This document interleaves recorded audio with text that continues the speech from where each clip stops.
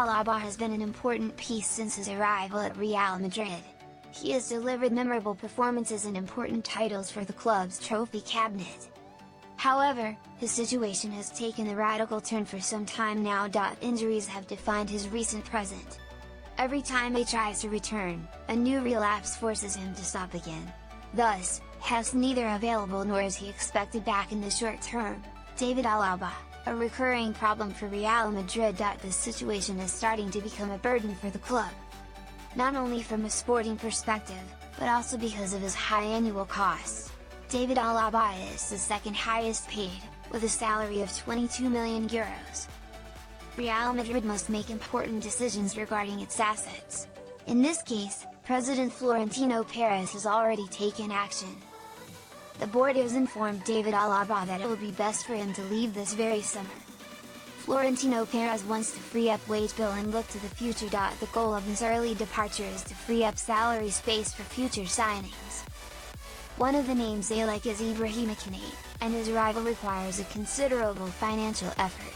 However, here's the unexpected twist: David Alaba isn't willing to leave. His contract ends in 2026, and his intention is to fulfill it until the very last day. He doesn't want to leave early or make his departure to another destination easier. Not even a letter of freedom has convinced him. Real Madrid, re-signed to the high salary of an injured player. This scenario isn't ideal for Real Madrid. Having one of the highest paid players without being able to count on him is a serious problem. Since there is no other possible solution, they have to adapt to the circumstances.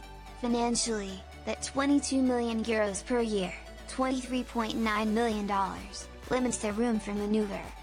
However, the club doesn't want to get into internal conflicts or damage its image. That's why it has chosen to accept the defender's stance. Florentino now focuses on other key operations. With this chapter closed, though without a favorable outcome, Florentino Pérez looks to the future. He's already working on closing important signings to strengthen the back line. David Alaba's situation forces him to fine-tune every move. Konate remains a priority, but his arrival depends on several factors. One of them was freeing up Alaba's salary, something that can no longer be done. For now, Madrid is forced to live with this setback. David Alaba isn't leaving, and Madrid redefines its roadmap. David Alaba's time at Bernabeu seems to be in its final stretch. However, it will last longer than Florentino wanted. His departure won't be immediate, nor will it bring in any money, but the relationship will remain professional. In this context, Real Madrid will have to find new ways to balance its squad. The market is full of opportunities, but also obstacles.